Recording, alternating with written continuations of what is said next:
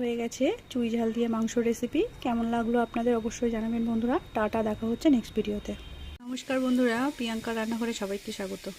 আজকে আমি মুরগির মাংস দিয়ে চুই ঝালের একটা রেসিপি বানাবো। চুই ঝাল দিয়ে কিছুটা মাংস কেটে ধুয়ে পরিষ্কার করে নিয়েছি। মশলার জন্য এখানে নিয়েছি দুটো পেঁয়াজ কুচি করে কেটে নিয়েছি, 10-12টা শুকনো লঙ্কা, আদা রসুন আর কিছুটা রসুন থেতো করে নিয়েছি, আর নিয়েছি টমেটো। এখন আদা রসুন লঙ্কা এগুলোকে একটা পেস্ট বানিয়ে নেব। আর নিয়েছি চুই ঝাল, এটাকে কেটে ধুয়ে পরিষ্কার করে নিয়েছি। এখানে আলুগুলোকে কেটে নিয়েছি বড় বড় করে, এগুলোকে এবার ভেজে নেব। কেটে ধুয়ে নিয়েছি। তেলটা গরম হয়ে গেছে, এবার আলুগুলোকে দিয়ে ভেজে নেব। আলুগুলোকে সব তেলে নিয়ে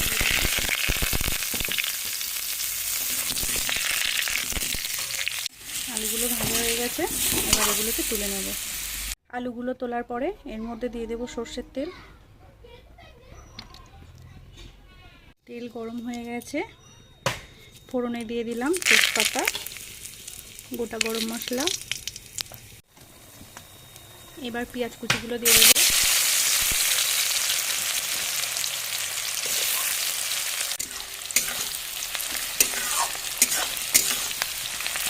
এবার থেতো করে রাখা রসুন কুচিটা দিয়ে দেবো। পেস্ট করে রাখা মশলাটা দিয়ে দেবো।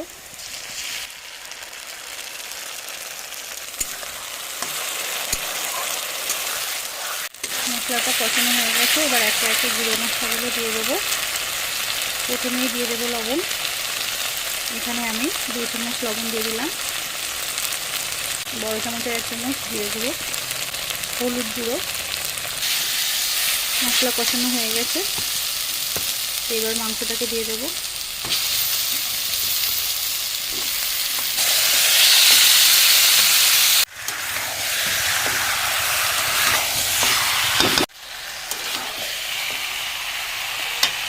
কষাতে কষাতে চুই ঝালগুলো এর মধ্যে দিয়ে দেবো।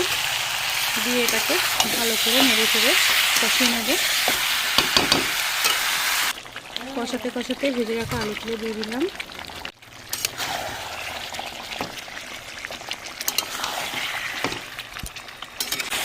মাংসটাকে ভালোভাবে কষানো হয়ে গেছে, এবার আমি জল দিয়ে দেবো।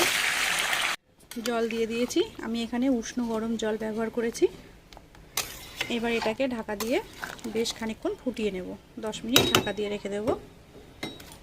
তাতে করে আলুটাও সিদ্ধ হয়ে যাবে, মাংসটাও সিদ্ধ হয়ে যাবে। তরকারি ফুটে উঠেছে, এখন আমি বাড়িতে তৈরি স্পেশাল মশলাটা দিয়ে দেব। 2 চামচ এই মশলাটা আমি দিলাম। দিয়ে এটাকে মিশিয়ে আবার ঢাকা চাপা দিয়ে রান্না হতে দেব। রেডি হয়ে গেছে মাংস রেসিপি। এবার একটু গরম মশলা দিয়ে ঢাকা দিয়ে দেখে দেবো।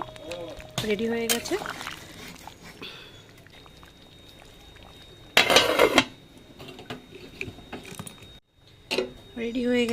চুই ঝাল দিয়ে মাংস রেসিপি। আপনাদের কেমন লাগলো অবশ্যই জানাবেন বন্ধুরা। টাটা, দেখা হচ্ছে নেক্সট ভিডিওতে।